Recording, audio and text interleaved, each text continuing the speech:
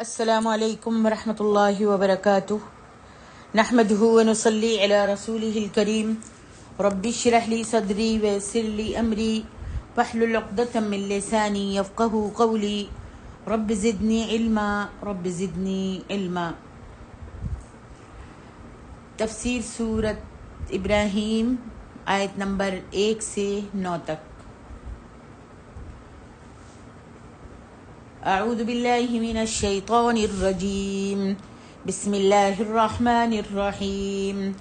الف لام را کتاب انزلناہ الیک لتخرج الناس من الظلمات الى النور بإذن ربهم الى صراط العزیز الحمید۔ اللہ الذی له ما فی السماوات وما فی الارض وویل للکافرین من عذاب شدید۔ الذين يستحبون الحياة الدنيا على الآخرة ويصدون عن سبيل الله ويبغونها عوجا أولئك في ضلال بعيد۔ وما أرسلنا من رسول إلا بلسان قومه ليبين لهم فيضل الله من يشاء ويهدي من يشاء وهو العزيز الحكيم۔ وَلَقَدْ أَرْسَلْنَا مُوسَى بِآيَاتِنَا أَنْ أَخْرِجْ قَوْمَكَ مِنَ الظُّلُمَاتِ إِلَى النُّورِ وَذَكِّرْهُمْ بِأَيَّامِ اللَّهِ إِنَّ فِي ذَلِكَ لَآيَاتٍ لِكُلِّ صَبَّارٍ شَكُورٍ۔ وَإِذْ قَالَ مُوسَى لِقَوْمِهِ اذْكُرُوا نِعْمَةَ اللَّهِ عَلَيْكُمْ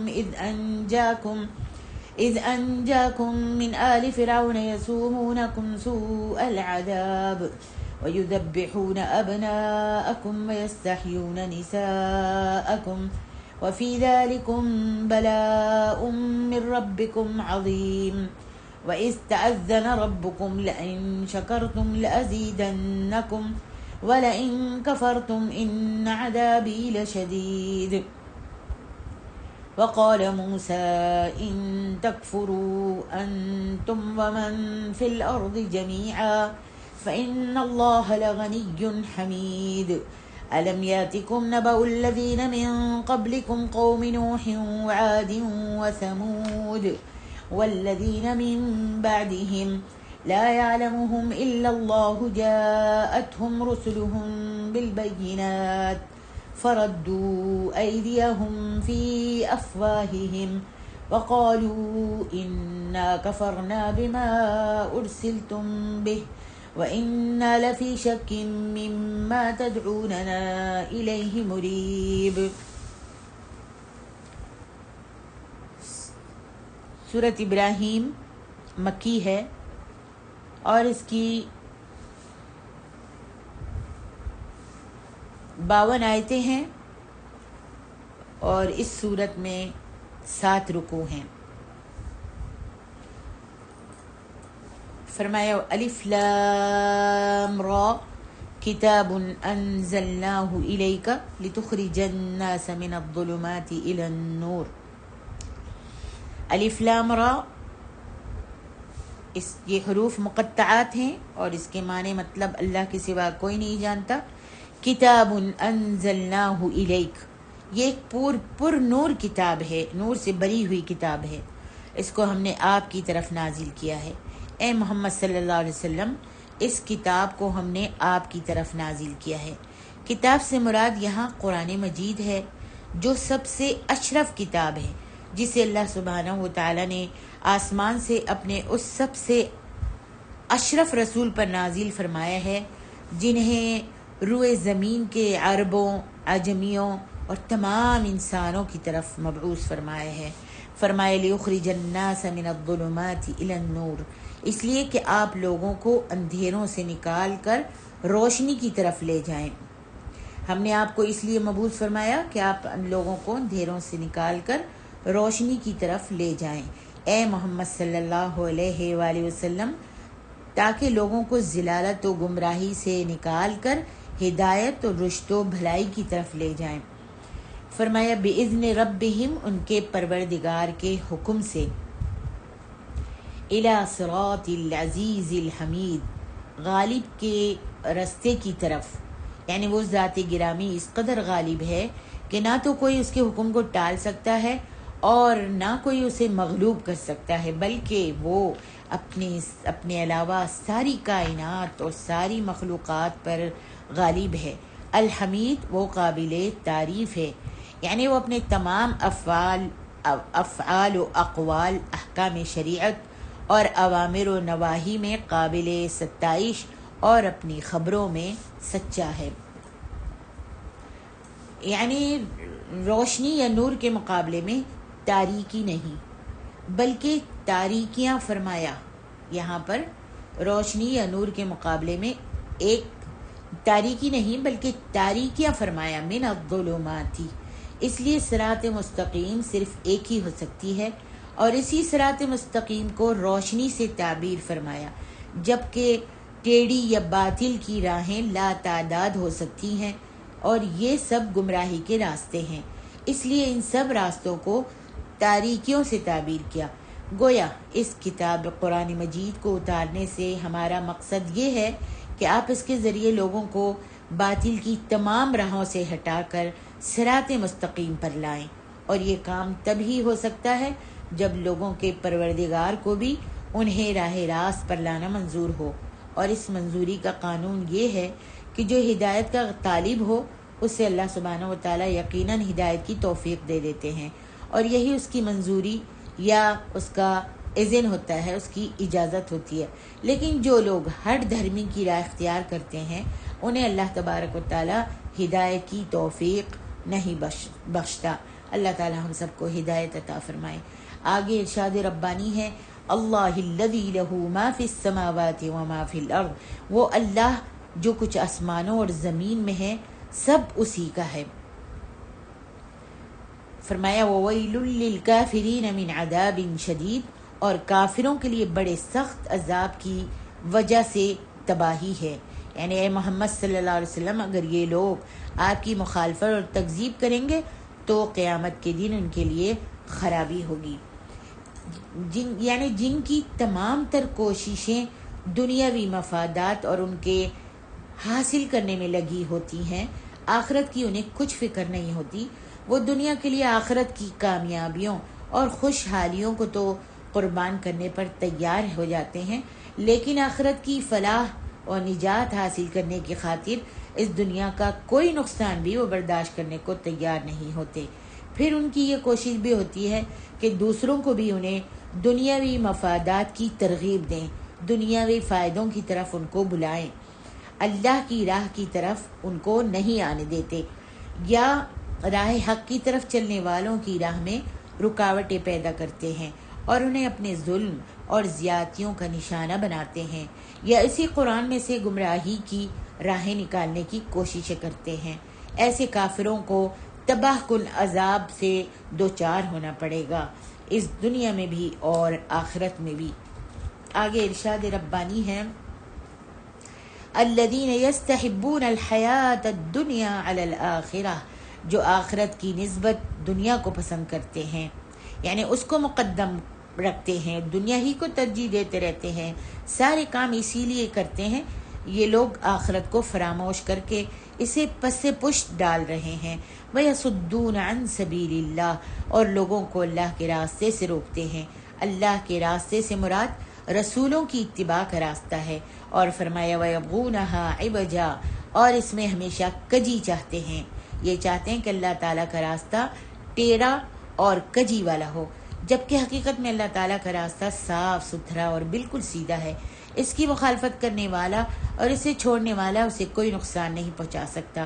جو لوگ اس میں کجی چاہتے ہیں وہ جہالت اور ضلالت کی وجہ سے حق سے بہت دور ہیں، لہذا اس حال میں ان کی اصلاح کی کوئی بھی امید نہیں کی جا سکتی۔ یہ خطاب سب کے لیے ہے، اس آیت میں جو خطاب ہے یہ سب کے لیے عام ہے، خواہ کافر ہوں یا مسلم ہوں۔ ٹیر پیدا کرنے کا مطلب یہ ہے کہ دین کا حکم اپنی مرضی کے مطابق ہو، اسے تو تسلیم کر لیا جائے، جو دین کا حکم اپنی مرضی کے مطابق ہو اس کو تو تسلیم کر لیا جائے، اور جو مرضی کے مطابق نہ ہو اسے یا تو چھوڑ دیا جائے یا اس کا انکار کر دیا جائے، اور یا اس کی تعویل کر کے اللہ کے حکم کو اپنی خواہش کے مطابق ڈھال لیا جائے۔ اور اس ٹیڑھ پن کو اختیار کرنے کے عام طور پر دو ہی سبب ہوتے ہیں، ایک اتباع ہوائے نفس، اپنے نفس کی پیروی کرنا، اور دوسرے موجودہ زمانے کے نظریات سے مرعوبیت۔ اور اس مرض کا شکار عوام سے زیادہ علماء سو ہوتے ہیں۔ ایسے لوگ اکثر اوقات گمراہی کی اس انتہا کو جا پہنچتے ہیں جہاں سے ان کی واپسی ناممکن ہوتی ہے۔ آگے ارشاد ربانی ہے، وَمَا أَرْسَلْنَا مِن رَّسُولٍ إِلَّا بِلِسَانِ قَوْمِهِ، ہم نے ہر رسول اس کی قوم کی زبان بولنے والا بھیجا ہے تاکہ ان کے لیے کھول کر لِيُبَيِّنَ لَهُمْ، تاکہ اس کے لیے کھول کر بیان کرے۔ فَيُضِلُّ اللَّهُ مَن يَشَاءُ وَيَهْدِي مَن يَشَاءُ، پھر اللہ جسے چاہتا ہے گمراہ کر دیتا ہے اور جسے چاہتا ہے ہدایت دے دیتا ہے۔ یعنی حقیقت حال بیان کرنے اور حجت تمام کرنے کے بعد جس کو اللہ سبحانہ و تعالیٰ چاہتے ہیں راہ ہدایت سے دور کر دیتے ہیں، اور جس کو چاہتے ہیں حق کے راستے کی طرف ہدایت عطا فرما دیتے ہیں۔ فرمایا وَهُوَ الْعَزِيزُ الْحَكِيمُ، وہ غالب ہے، جو چاہتا ہے وہ ہوتا ہے، اور جو وہ نہیں چاہتا نہیں ہو سکتا۔ الحکیم، خوب حکمت والا ہے، اپنے تمام افعال میں حکمت والا ہے۔ جو گمراہی کا مستحق ہوتا ہے اسے وہ گمراہ کر دیتا ہے، اور جو ہدایت کا اہل ہوتا ہے اسے ہدایت سے نواز دیتا ہے۔ اپنی مخلوق میں اللہ تعالیٰ کی یہی سنت رہی ہے کہ اس نے ہر امت کے نبی کو اسی زبان، یعنی اسی بولی کے ساتھ بھیجا جو ان کی امت کی زبان ہوتی تھی۔ یعنی رسول کی یہ ذمہ داری ہے کہ اپنی قوم کو ہم زبان ہونے کے باوجود قرآن کا بیان بتائے یا سکھائے۔ یہاں یہ بات سمجھ لینی چاہیے کہ بیان محض قرآن کے الفاظ کو دہرا دینے کا نام نہیں ہے، بلکہ بیان میں قرآن کے الفاظ کا صحیح مفہوم بتانا، صحیح مفہوم مطلب بتانا، اس کی شرح و تفسیر، اس کی حکمت عملی اور طریق امتثال بتانا سب کچھ شامل ہے۔ قرآن کو سمجھنے اور اس پر عمل کرنے کے لیے ضروری ہے کہ اس کے نازل کرنے والے اور جس پر نازل کیا گیا ہے دونوں کے نزدیک قرآن کے الفاظ کا مفہوم متعین ہو۔ یہی وجہ ہے کہ اللہ سبحانہ و تعالیٰ نے قرآن مجید کے صرف الفاظ ہی نازل نہیں فرمائے، بلکہ ان کا مفہوم بھی مخاطب یعنی نبی علیہ الصلاۃ والسلام کے ذہن میں القاء کر دیا تاکہ امتثال امر میں کوئی دشواری پیش نہ آئے۔ یعنی مفہوم کو مخاطب کے ذہن میں متعین کر دینا ہی قرآن کا بیان ہے۔ نیز اللہ سبحانہ و تعالیٰ نے سورۃ قیامہ میں واضح طور پر فرمایا ہے کہ قرآن کے ساتھ اس کا بیان بھی ہمارے ذمے ہے، اور قرآن اور بیان دونوں کی حفاظت ہماری ذمہ داری ہے، اور یہی بیان نبی علیہ الصلاۃ والسلام نے امت کو سکھایا تھا۔ مثلا قرآن میں بے شمار مقامات پر اقیم الصلاۃ کا لفظ آیا ہے۔ اس آیت میں صلاۃ کو قائم کرنے کا حکم ہے، اور جب تک یہ معلوم نہ ہو کہ صلاۃ ہے کیا چیز تب تک تعمیل کرنا ناممکن ہے۔ لغت میں اس کے معنی دیکھنے سے تو کام نہیں چلے گا، کیونکہ یہ ایک شرعی اصطلاح ہے جس کی لمبی چوڑی تفصیل کی ضرورت ہے۔ مثلا نماز ادا کرنے کی ترتیب، کئی رکعت پڑھی جائے، کتنی رکعتیں پڑھی جائیں، نماز ادا کرنے کی ترتیب یعنی کتنی رکعت پڑھی جائیں، اس سے پہلے طہارت کا حکم، نمازوں کے اوقات وغیرہ کا، یہ سب کچھ امت کو بتانا نبی علیہ الصلاۃ والسلام کا کام تھا، اور یہی قرآن کا بیان ہے۔ یہی حال دوسری شرعی اصطلاحات کا ہے، اور وہ بھی بکثرت ہیں۔ مثلا الہ، دین، عبادت، صلاۃ، صوم، حج، مناسک حج، طواف، تلبیہ، رکوع، سجود، قیام، عمرہ، آخرت، معروف و منکر وغیرہ۔ ان سب اصطلاحات کا وہی مفہوم معتبر سمجھا جائے گا جو اللہ سبحانہ و تعالیٰ کے رسول نے بیان فرمایا ہو۔ اس کے علاوہ کئی الفاظ کثیر المعانی ہوتے ہیں، کچھ محاورتاً استعمال ہوتے ہیں، اور کچھ الفاظ ایسے ہیں جن کے عرفی معنی اور ہوتے ہیں اور لغوی معنی اور ہوتے ہیں۔ ان سب الفاظ کی تفسیر و تشریح کا نام قرآن کا بیان ہے۔ کتاب کا محض اس زبان میں اترنا ہی کافی نہیں ہوتا جو قومی زبان ہو، بلکہ بہت سے مقامات ایسے ہوتے ہیں جن کے بیان کی ضرورت ہوتی ہے۔ قرآن کا بیان آپ صلی اللہ علیہ وسلم کی ذمہ داری تھی، اور اسی بیان کو سنت کہا جاتا ہے۔ آگے ارشاد فَيُضِلُّ اللَّهُ مَن يَشَاءُ وَيَهْدِي مَن يَشَاءُ۔ یہ بات نہیں کہ چونکہ اللہ ہر چیز پر غالب ہے، فرمایا فَيُضِلُّ اللَّهُ مَن يَشَاءُ وَيَهْدِي مَن يَشَاءُ، پھر اللہ جسے چاہتا ہے گمراہ کرتا ہے اور جسے چاہتا ہے ہدایت دے دیتا ہے۔ یعنی حقیقت حال بیان کرنے اور حجت تمام کرنے کے بعد جس کو چاہتا ہے راہ ہدایت سے دور کر دیتا ہے، اور جسے چاہتا ہے حق کے راستے کی ہدایت دے دیتا ہے۔ یہ بات نہیں کہ چونکہ اللہ ہر چیز پر غالب ہے لہذا وہ جسے چاہے گمراہ کر دے اور جس کو چاہے ہدایت دے دے، بلکہ وہ حکیم بھی ہے، اور اس کی حکمت کا یہی تقاضا ہے کہ جو ہدایت کا طالب ہو اسے ضرور ہدایت دی جائے، اور گمراہ صرف اسے کرتا ہے جو گمراہی کی راہ اختیار کرتا ہے اور حق بات سننے کے لیے تیار ہی نہیں ہوتا۔ اللہ اکبر۔ آگے ارشاد ربانی ہے وَلَقَدْ أَرْسَلْنَا مُوسَى بِآيَاتِنَا۔ اللہ سبحانہ و تعالیٰ نے بیان فرمایا ہے کہ اے محمد صلی اللہ علیہ وسلم، جس طرح ہم نے آپ کو نبوت و رسالت سے سرفراز کیا اور کتاب نازل کی تاکہ آپ تمام لوگوں کو ظلمتوں اور تاریکیوں سے نکال کر روشنی کی طرف آنے کی دعوت دیں، اسی طرح موسیٰ علیہ السلام کو بھی ہم نے اپنی نشانیوں کے ساتھ بنی اسرائیل کی طرف بھیجا تھا۔ مجاہد رحمہ اللہ فرماتے ہیں کہ ان سے موسیٰ علیہ السلام کی دی گئی مشہور 9 نشانیاں مراد ہیں۔ فرمایا کہ ان اخرج قومک من الظلمات الی النور، اپنی قوم کو تاریکیوں سے نکال کر روشنی میں لاؤ، وذکرہم بایام اللہ، اور ان کو اللہ کے یادگار دن یاد دلائیے، ان فی ذلک لآیات لکل صبار شکور، اور اس میں صابر و شاکر لوگوں کے لیے اللہ کی قدرت کی نشانیاں ہیں۔ فرمایا ایام، اس آیت میں جو ہے وذکرہم بایام اللہ، ایام اللہ کے لفظی معنی ہیں اللہ کے دن، اور اس سے ایسے دن مراد ہوتے ہیں جو تاریخ انسانی میں یادگار دن بن جاتے ہیں، خواہ یہ خوشی کے ہوں یا مصیبت کے، بلکہ ایک ہی دن ایک ہی فریق کے لیے خوشی کا دن بھی ہوتا ہے اور دوسرے فریق کے لیے، دوسرے لوگوں کے لیے مصیبت کا ہوتا ہے۔ جیسے 10 محرم کو فرعون اور اس کے لشکری دریا میں غرق ہوئے، اب یہی دن بنی اسرائیل کے لیے تو انتہائی خوشی کا دن تھا کہ ان کو نجات مل گئی تھی، انہیں فرعونیوں کے مظالم سے نجات ملی تھی، اور وہ اسی خوشی میں 10 محرم کو ہر سال روزہ بھی رکھا کرتے تھے، اور یہی دن فرعونیوں کے لیے مصیبت کا دن تھا۔ اسی طرح یہی صورت 17 رمضان 2 ہجری کی ہے۔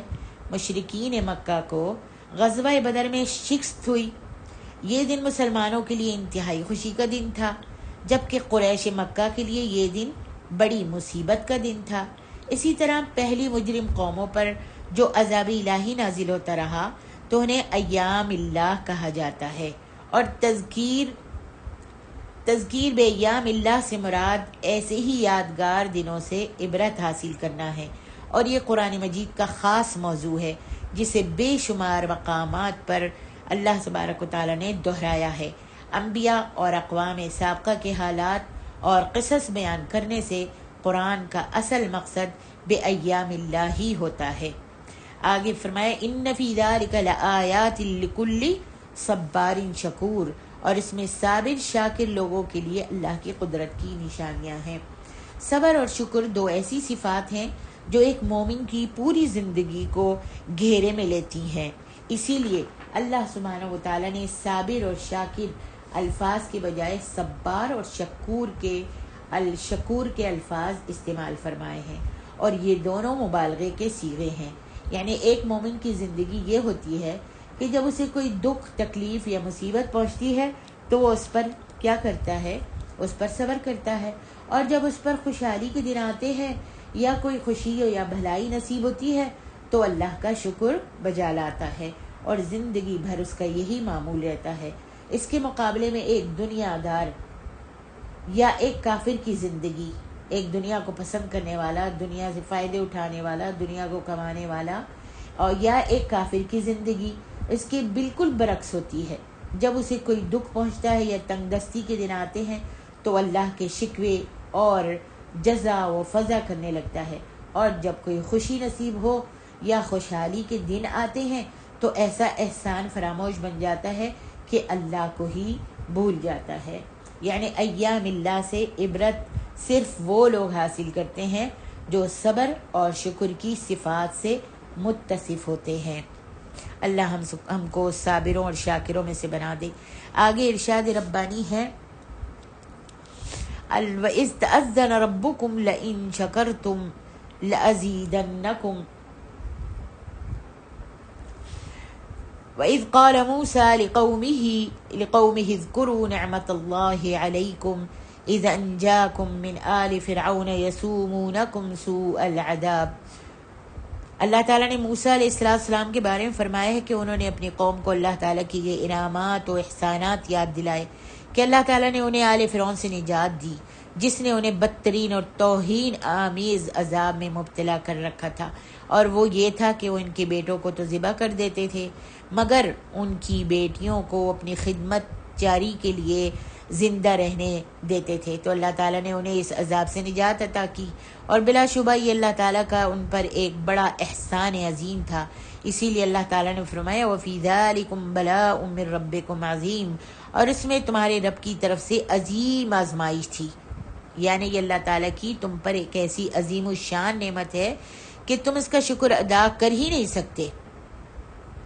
اس جملے کا دوسرا مفہوم یہ بیان کیا گیا ہے کہ قوم فرعون تمہارے ساتھ جو سلوک کرتی تھی یہ ایک بہت بڑی آزمائش تھی۔ اس بات کا احتمال بھی ہے کہ یہاں دونوں مفہوم ہی مراد ہوں، واللہ اعلم۔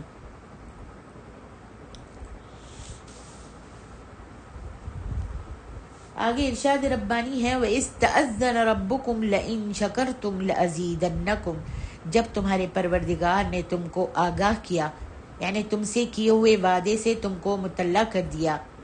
اور یہ بھی احتمال ہے کہ اس کے یہ معنی ہوں کہ جب تمہارے پروردگار نے اپنے عزت و جلال اور کبریائی کی قسم کھائی، جیسا کہ اللہ تعالیٰ سورۃ الاعراف میں بھی فرماتے ہیں وَإِذْ تَأَذَّنَ رَبُّكَ لَيَبْعَثَنَّ عَلَيْهِمْ إِلَىٰ يَوْمِ الْقِيَامَةِ، اور جب آپ کے پروردگار نے یہود کو آگاہ کر دیا تھا کہ ان پر قیامت تک ایسے شخص کو مسلط رکھے گا۔ لَئِن شَكَرْتُمْ لَأَزِيدَنَّكُمْ، اگر تم شکر کرو گے تو یقیناً میں تم کو زیادہ دوں گا، اگر تم میری نعمتوں کا شکر کرو گے تو میں تمہیں اور بھی زیادہ نعمتوں سے نوازوں گا۔ وَلَئِن كَفَرْتُمْ، اور اگر تم ناشکری کرو گے، میری نعمتوں کی ناشکری کرو گے، انہیں چھپاؤ گے، ان کا انکار کرو گے، تو ان عذابی لشدید، بلا شبہ یاد رکھو کہ میرا عذاب بہت سخت ہے، کہ میں تمہیں ان نعمتوں سے محروم کر دوں گا اور ان کی ناشکری پر عذاب دوں گا۔ جیسا کہ حدیث میں ہے ان العبد لیحرم الرزق بالذنب یصیبہ، انسان گناہ کے ارتکاب کی وجہ سے رزق سے محروم کر دیا جاتا ہے۔ اللہ ہم سب کو محفوظ رکھے گناہوں سے۔ شکر یا احسان شناسی میں اللہ تعالیٰ نے یہ تاثیر رکھ دی ہے کہ بھلائی کو بحال رکھتی ہے۔ جو شکر اور احسان کرتا ہے تو اللہ تعالیٰ نے اس میں یہ تاثیر رکھی ہے کہ بھلائی کو بحال رکھتی ہے، بلکہ مزید بھلائیوں کو بھی اپنی طرف جذب کرتی ہے۔ اور ناشکری یا احسان فراموشی کا نتیجہ یہ ہوتا ہے کہ ایسے احسان ناشناس سے پہلی نعمت بھی چھن جاتی ہے اور حالات مزید بدتر پیدا ہو جاتے ہیں، اور یہ نتائج اس دنیا سے گزر کر آخرت تک بھی چلتے ہیں۔ اسی مضمون کی تفصیل کے لیے میں یہاں دو حدیثیں بیان کروں گی۔ حضرت ابو ہریرہ رضی اللہ عنہ کہتے ہیں کہ نبی علیہ السلام نے فرمایا بنی اسرائیل میں 3 آدمی تھے، ایک کوڑی تھا اور ایک گنجا تھا اور ایک اندھا تھا۔ اللہ تعالیٰ نے انہیں آزمانا چاہا اور ان کی طرف ایک فرشتہ بھیجا۔ فرشتہ پہلے کوڑی کے پاس، کوڑی جس کو تھی، کوڑی کا مرض تھا، اس کے پاس آیا اور کہنے لگا تم کیا چاہتے ہو؟ اچھا رنگ اور اچھی جلد، کیونکہ لوگ مجھ سے کہنے لگا تم کیا چاہتے ہو؟ تو اس نے کہا اچھا رنگ اور اچھی جلد، کیونکہ لوگ مجھ سے نفرت و کراہیت کرتے ہیں۔ فرشتے نے اس کے سر پر اپنا ہاتھ پھیرا تو اس کا رنگ اور جلد جو تھی درست ہو گئی۔ پھر فرشتے نے پوچھا تمہیں کون سا مال پسند ہے؟ وہ کہنے لگا اونٹ۔ فرشتے نے اسے ایک 10 ماہ کی اونٹنی دے دی اور کہا اللہ اس میں برکت دے گا۔ پھر وہ گنجے کے پاس آیا اور کہا تم کیا چاہتے ہو؟ اس نے کہا یہی کہ میرا گنجا پن جو ہے وہ جاتا رہے اور اچھے بال اگائیں۔ فرشتے نے اس کے سر پر ہاتھ پھیرا، وہ تندرست ہو گیا اور اچھے بال اگائے۔ پھر اس سے پوچھا تمہیں کون سا مال پسند ہے؟ گنجے نے کہا گائیں۔ چنانچہ فرشتے نے اسے ایک حاملہ گائے مہیا کر دی اور کہا اللہ اس میں برکت دے گا۔ پھر فرشتہ اندھے کے پاس آیا اور پوچھا تم کیا چاہتے ہو؟ اس نے کہا یہی کہ میری یہ بینائی جو ہے بینائی مجھ کو مل جائے۔ فرشتے نے اس کے آنکھوں پر ہاتھ پھیرا تو بینا ہو گیا، دیکھنے لگا۔ پھر اس سے پوچھا تمہیں کون سا مال پسند ہے؟ اس نے کہا بکریاں۔ چنانچہ فرشتے نے اسے ایک حاملہ بکری مہیا کر دی اور کہا اللہ اس میں برکت دے گا۔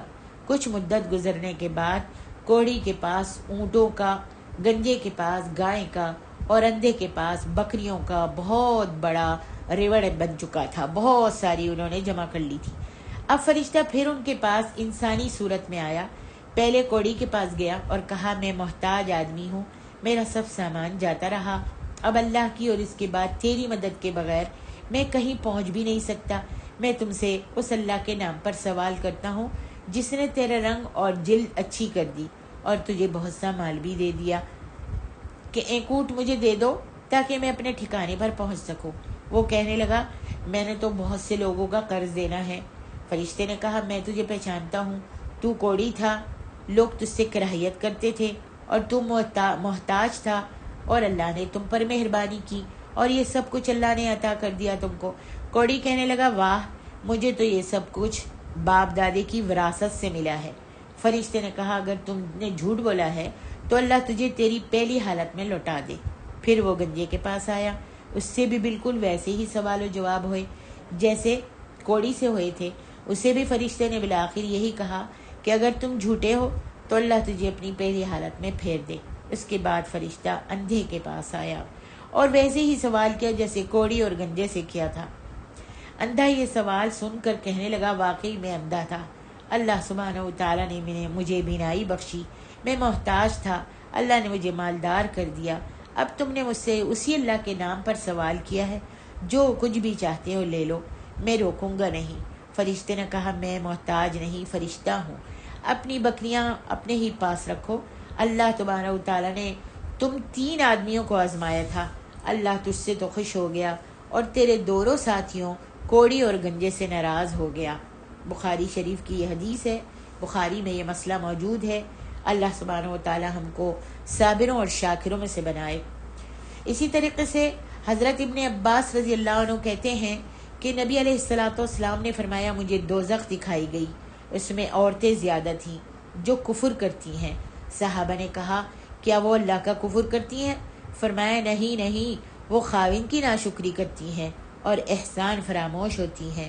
اگر تم کسی عورت سے عمر بھر بھلائی کرتے رہو، ہر چیز لا کر دیتے رہو، پھر وہ تم سے کوئی ناگوار بات کہے تو کہہ دے گی، یعنی کسی چیز کے ہمیشہ لا کر دیتے رہو، اگر کبھی تم کسی چیز سے انکار کر دو لانے سے یا دینے سے یا لے جانے سے، تو وہ یہ فوراً کہہ دے گی کہ میں نے تو آج تک تم سے کوئی بھلائی ہی نہیں دیکھی۔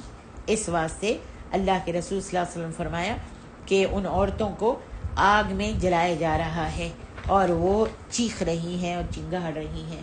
اللہ سبحانہ و تعالی ہم سب کو محفوظ رکھے اپنی رحمت سے اور شکر گزار بندوں میں بنائے، چاہے وہ شکر اللہ کا ہو یا پھر بندوں کا ہو۔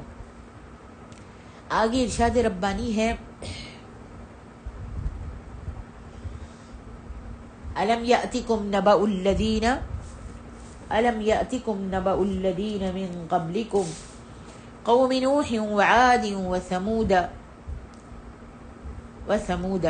یہ اللہ تعالیٰ کی اس امت کے لیے ایک نئی خبر ہے۔ الم یاتکم، کیا تمہیں ان کی خبر نہیں پہنچی جو تم سے پہلے تھے؟ قوم نوح، قوم عاد، قوم ثمود۔ یہ اللہ تعالیٰ کی اس امت کے لیے ایک نئی خبر ہے۔ اللہ تعالیٰ نے قوم نوح، قوم عاد، ثمود اور دیگر امتوں کے واقعات بیان کیے ہیں۔ جنہوں نے اپنے پیغمبروں کی تکذیب کی تھی اور جن کی تعداد کو اللہ تعالیٰ کے سوا اور کوئی نہیں جانتا تھا. جاءتہم رسلہم بالبینات، ان کے پاس ان کے پیغمبر نشانیاں لے کر آئے تھے. نشانیوں سے مراد واضح اور قطعی نوعیت کے دلائل و براہین ہیں. فرمایا لا یعلمہم الا اللہ، جن کا علم اللہ کے سوا کسی کو بھی نہیں. فرمایا فردوا ایدیہم فی افواہہم، تو انہوں نے اپنے ہاتھ اپنے منہوں پر رکھ لیے، اپنے ہاتھ اپنے منہوں پر رکھ لیے، اپنے منہ پر رکھ لیے اور اپنے منہ پر رکھ لیے. اس کے یہ معنی بیان کیے گئے ہیں کہ جب انبیاء کرام نے انہیں اللہ کے دین کی دعوت دی تو انہوں نے ان کے منہوں کی طرف اشارہ کرتے ہوئے انہیں خاموش ہو جانے کے لیے کہا. اور دوسرے معنی یہ بیان کیے گئے ہیں کہ انبیاء کرام کی تکذیب کرتے ہوئے اپنے ہاتھ انہوں نے اپنے منہوں پر رکھ لیے. اور تیسرے معنی یہ بیان کیے جاتے ہیں کہ یہ انبیاء کرام کے جواب سے سکوت اختیار کرنے سے عبارت ہے. اور چوتھے معنی یہ بیان کیے جاتے ہیں کہ وہ غصے سے اپنے ہاتھوں کو کاٹنے لگے. مجاہد نے کہا ہے کہ اس کے معنی یہ ہے کہ انہوں نے انبیاء کرام کی تکذیب کی اور اپنے منہوں سے ان کی بات کی تردید کی. فرمایا وقالو، یہاں پہلے ہم تفسیر بیان کرتے ہیں. الم یاتکم نبأ الذین، پچھلی آیت پر موسیٰ علیہ السلام کا خطاب ختم ہوا اور اس آیت سے اللہ تعالیٰ کا مشرکین مکہ کو خطاب شروع ہوتا ہے.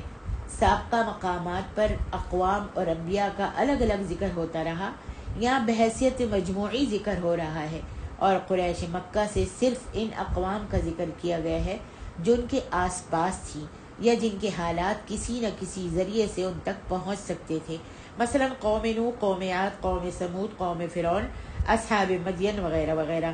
لیکن بہت سی ایسی اقوام بھی تھیں جن کے حالات کا علم ان کی دسترس سے باہر تھا اور ان سے کہیں دور کے علاقوں میں آباد تھی، اور ان پر بھی انکار حق کی بنا پر عذاب آیا تھا. لہٰذا قرآن مجید نے ان کا تفصیل سے ذکر یہاں پر نہیں کیا محض اشارہ بس کر دیا ہے. یہ محاورہ ہے فردوا ایدیہم فی افواہہم، یہ محاورہ ہے. تیسیر القرآن میں عبد الرحمن کیلانی صاحب لکھتے ہیں یہ محاورہ ہے اور اس سے مراد ایسا انکار ہوتا ہے جس میں تعجب بھی شامل ہو، جیسے ہم اپنی زبان میں کہتے ہیں کہ اس نے اپنی انگلی منہ میں دبا لی یا اپنا ہاتھ کانوں پر رکھ لیا. اور مجاہد کہتے ہیں یہ محاورہ ہے جس کا مطلب یہ ہے کہ اللہ کا جو حکم ہوا تھا اس سے وہ باز رہے. دیکھیے بخاری شریف میں.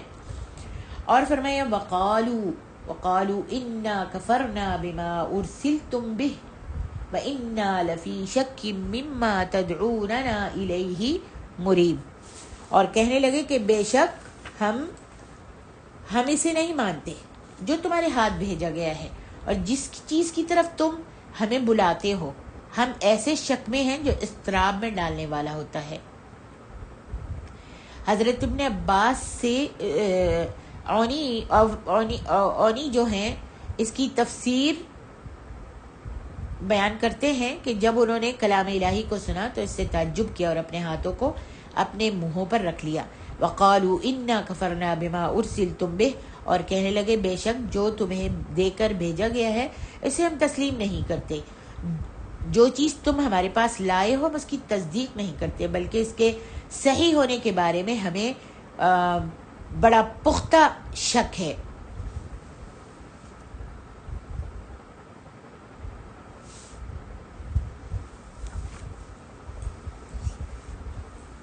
تمام انبیاء کی مخالفین کا یہی حال رہا ہے، اگرچہ وہ بظاہر حق کی مخالفت کرتے اور اس مخالفت میں اپنا ایڑی چوٹی کا زور لگا دیتے ہیں، مگر حق کے دلائل کے سامنے وہ بے بس ہو جاتے ہیں. نیز جو حق کو غلبہ نصیب ہوتا ہے ان کا قلبی سکون رخصت ہوتا جاتا ہے اور شک و اضطراب اور بے چینی بڑھتی جاتی ہے. اس طرح داعیان حق کو بے چین کرنے والے خود بھی چین سے محروم ہو جاتے ہیں. اور اگر اس کے لفظی معنی کا اعتبار کیا جائے تو مطلب یہ ہوگا کہ وہ لوگ رسولوں کو بات بھی نہیں کرنے دیتے تھے اور بات کرتے وقت ان کے منہ کے آگے اپنا ہاتھ رکھ دیتے تھے اور کہتے کہ ہم تمہیں رسول ہی نہیں سمجھتے. تو بات کرنے اور سننے کا کیا فائدہ ہے؟ اللہ عالم.